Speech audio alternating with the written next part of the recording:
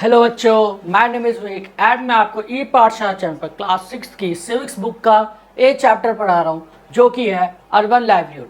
ये वीडियो का second part है और अगर आपने पहला पार्ट नहीं देखा तो सबसे पहले जाके उसे देखिए और अपने बेसिक्स क्लियर कीजिए। तो चलिए स्टार्ट करते हैं। हम इस पार्ट में जो टॉपिक पढ़ने वाले हो काफ़ी इंटरेस्टिंग है। उससे आपको एक सोसाइटी के बारे में एक बहुत बड़ा आइडिया आएगा कि कैसे हमारी सोसाइटी वर्क करती है, कैसे लोग रूरल एरिया से शिफ्ट होते हैं अर्बन एरिया में अपने लाइफ को जीने के लिए, अपनी सोर्स ऑफ इनकम को बढ़ाने के लिए, और उनको कितनी सारी डिफिकल्टीज आती है उस चीज़ों को कंप्लीट करने में। तो चलिए स्टार्ट करते हैं। ठीक है, हमारा जो इसमें टॉपिक होने वाला है वो है Bachchu Manjhi a cycle rickshaw puller. Bachchu Manjhi एक ऐसा पर्सन था, हमें एनसीईआरटी में स्टोरी दी गई है किसकी? बच्चू मांझी की। किसकी? बच्चू मांझी। बच्चू मांझी एक रिक्शा पुलर होते हैं, आप इमेज देख सकते हैं। ठीक है, ऐसे ही कुछ होते हैं बच्चू मांझी। क्या होते हैं? बच्चू मांझी। ठीक है, आई होप आपने भी देखा होगा।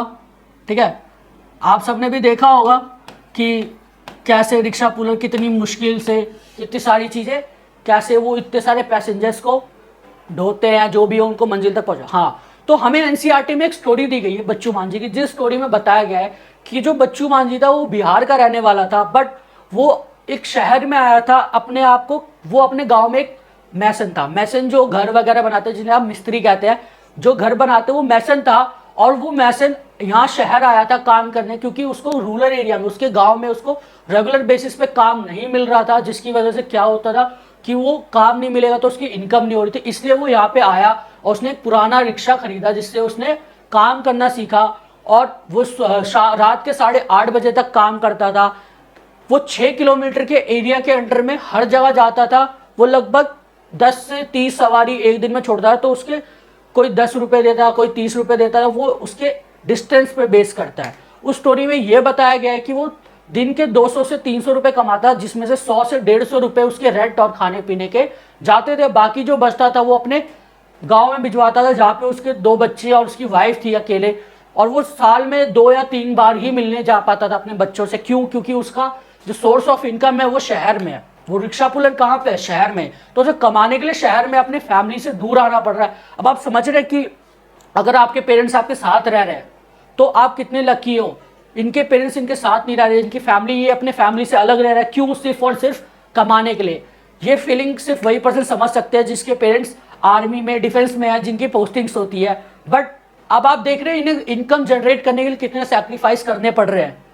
ठीक है, तो आगे देखते हैं।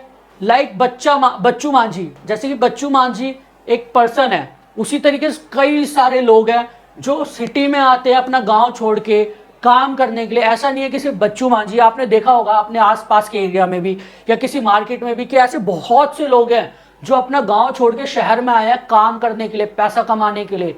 ठीक है, इन अ सर्वे, अहमदाबाद में एक सर्वे हुआ था जिसमें क्या बताया गया था कि 12% of all workers in the city were people working on the street.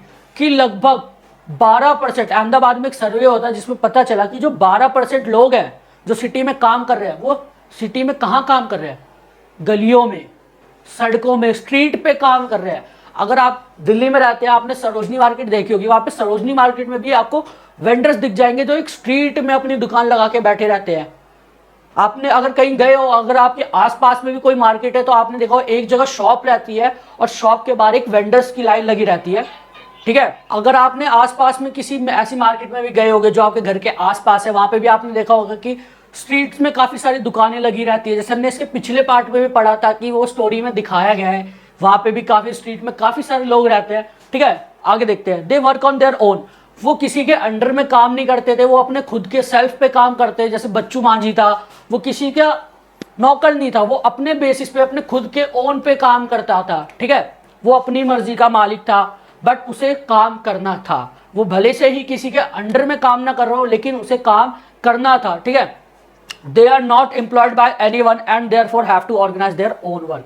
वो किसी और के अंडर में काम नहीं करते थे, बट उन्हें अपना काम खुद ऑर्गेनाइज करके चलना पड़ता था कि वो किस दिन कितने बजे काम करेंगे, कितने टाइम तक काम करेंगे, सारी चीजें किन्हें ऑर्गेनाइज करना पड़ता था इन लोगों के लिए जो स्ट्रीट वेंडर्स थे या रिक्शा पुलर थे, जैसे कि बच्चू मांझी। आई होप आप सबको समझ आया होगा। ठीक है, आगे देखते हैं। Their shops are usually temporary structures.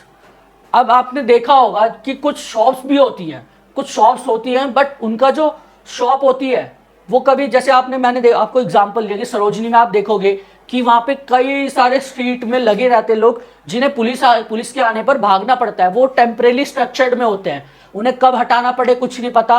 अब आपने दिल्ली में रहते हो, अगर आप पुराने सदर भी गए हो ना, या ऐसी कोई मेन मार्केट गए हो जो काफ़ी फेमस है, वहाँ पे आपने देखा होगा कि जो लोग रहते हैं उनकी जो शॉप्स रहती है वो ऐसी ही रहती है सिंपल स्ट्रक्चर में कि कभी भी उन्हें हटाना पड़ सकता है। They can be asked to dismantle their shops at any time by the police. जैसे ही पुलिस आती है उन्हें अपनी दुकान हटानी पड़ती है, नहीं तो पुलिस वाले क्या करते हैं, उनका सामान लेके चले जाते हैं। और इसमें पुलिस वालों की कोई गलती नहीं है, पुलिस वाले अपना काम कर रहे हैं। क्यों? अगर वो हर पर्सन स्ट्रीट पर एक अपनी दुकान लगा लेगा तो उससे क्या होगा, काफी ट्रैफिक बढ़ेगा। अब ट्रैफिक बढ़ेगा तो पीछे की गाड़ियां रुकेगी और प्रॉब्लम होगी। तो इस वजह से पुलिस वाले इन स्ट्रीट वेंडर्स को हटाते हैं। ठीक है, आगे देखते हैं। दे हैव नो सिक्योरिटी, उनके पास कोई सिक्योरिटी नहीं होती। ठीक है, there are certain parts of the city where these hawkers are not allowed to enter. अब ऐसी भी कुछ एरिया है जहाँ पे ये जो हॉकर्स होते हैं उनको अलाउड नहीं किया जाता कि तुम वहां पे जा सकते हो। जैसे कोई पॉश इलाका, कोई महंगा इलाका, आपने देखा अगर आप नॉर्मल एरिया में रहते हो तो आपने जरूर देखा होगा कि यहाँ पे आपके घर के बाहर अपनी गलियों में काफी हॉकर्स आते हैं। हॉकर्स कौन होते हैं? हॉकर्स वो होते हैं जो गलियों में घूम के अपना सामान बेचते हैं। तो ऐसे काफी लोग होंगे जो आपके गलियों में आते होंगे और अपने सामान को बेचते होंगे। बट अगर आप पॉश एरिया में रह रहे हो, किसी अच्छी सोसाइटी में रह रहे हो, तो आपके पास ऐसे अलाउड ही नहीं होते कि आपकी सोसाइटी में हॉकर्स आएंगे। ठीक है, आगे देखते हैं। Vendor sell things that are often prepared at the home by families who purchase clean sort and make them ready to. अब आपने ऐसी भी चीजें देखी होगी, जैसे आप कहीं घूमने गए, सपोज कीजिए आप इंडिया गेट गए या मुंबई में गेटवे ऑफ इंडिया में गए या कहीं भी गए, आपने जरूर देखा होगा वहां पे कोई जैसे भेलपुरी वाला या खस्ता कचौड़ी वाला कुछ खाने की चीजें रहती है। तो वो क्या, वो मार्केट से खरीद के आते हैं। देखो, कुछ पर्सन जो होते हैं, जो ज्यादातर लोग क्या करते हैं, वो जो भी चीज होती है वो अपने घर पे बनाते हैं अपने फैमिली के हेल्प से, और तब जाके उसे बाहर बेचते हैं। ऐसे भी वेंडर्स होते हैं। For example those who sell food और snacks on the street prepare most of this home. अब जैसे आपने देखा होगा कि कोई भी स्नैक्स बेच रहा है, कोई फूड बेच रहा है, तो लगभग ज्यादातर वो सारी चीजें कहाँ प्रिपेयर करते हैं? अपने घर पे। ठीक है, किसकी बात हो रही है? वेंडर्स की, जो लेके घूमते रहते सामान, वो अपने घर पे सारी चीजें प्रिपेयर करके लाते हैं। ठीक है, आगे देखते हैं। There are almost 1 crore street vendors in the country working in urban area. लगभग 1 करोड़ वेंडर्स है जो स्ट्रीट्स में काम कर रहे हैं। पूरे इंडिया में लगभग 1 करोड़ वेंडर्स है, काफी बड़ी अमाउंट है। ठीक है, street vending was still recently looked upon only an obstruction to traffic and to the people walking. अब आप मेरे साथ इस इमेज में देख सकते हैं, अगर आपको दिख रहा हो तो, यहाँ पे ट्रैफिक कितना बढ़ रही है, कितनी ट्रैफिक की वजह से यहाँ पे आप देख रहे हैं स्ट्रीट में दुकानें लगी पड़ी है, इसकी वजह से ट्रैफिक में कितना प्रॉब्लम हो रहा है। आई होप आप सब देख रहे होंगे। तो ये जो स्ट्रीट हॉकिंग होती है ना, इसको लोग सिर्फ यही मानते हैं स्ट्रीट वेंडिंग को कि ये सिर्फ एक रुकावट है ट्रैफिक के लिए। ठीक है, however with the effort of many organization it is now recognized as a general benefit as a right of the people ever their livelihood। अब लोगों को तो कमाना है, तो ये उनके राइट के अगेंस्ट में है। तो इनके लिए भी काफी ऑर्गेनाइजेशन बनी, काफी एफर्ट्स लगाने पड़े और काफी सारी चीजें सोचने के बाद इनके लिए एक एग्जाम्पल, एक ऑप्शन निकला जिसके थ्रू ये अपना भी काम कर सकते हैं और ट्रैफिक भी जनरेट नहीं होगा। The government is thinking about the modifying the laws that ban street vendors so that they have a place to work. अब गवर्नमेंट ने क्या डिसाइड किया कि जो स्ट्रीट वेंडर्स पे बैन लगा हुआ है कि ये लोग इस जगह पे नहीं जा सकते, वहां पे अपना सामान नहीं बेच सकते, उनके लिए वो लॉ को मॉडिफाई किया जाएगा, चेंज किया जाएगा और उनके लिए एक ऐसा एरिया दिया जाएगा जहां पे वो लोग अपना सामान इजिली बेच सकते हैं, जहां पे ट्रैफिक का कोई इशू नहीं होगा। तो उनके लिए हॉकिंग जोन, एक मूवमेंट बना जिसमें फ्री मूवमेंट था, एक हॉकिंग जोन बनाया गया जहां पे वो लोग जाके अपनी दुकानें लगा सकते हैं, वहां से लोग अपना सामान खरीद सकते हैं, जहां से ट्रैफिक में भी कोई प्रॉब्लम नहीं होगी। तो आई होप आप सबने काफी ध्यान से देखा होगा, समझा होगा इस चैप्टर को, और आप शायद थोड़ी उसकी परेशानियां भी समझ सकते हैं स्ट्रीट वेंडर्स की, कि उन्हें भी अपना पेट पालने के लिए मेहनत करनी पड़ती है। ठीक है, तो अगर आपको अगली बार कोई स्ट्रीट वेंडर दिखता है तो उससे काफी तमीज से बात कीजिए, उन्हें भी रिस्पेक्ट दीजिए, क्योंकि वो पूरा टाइम एक ही प्लेस पर खड़े हैं अपनी फैमिली को छोड़कर।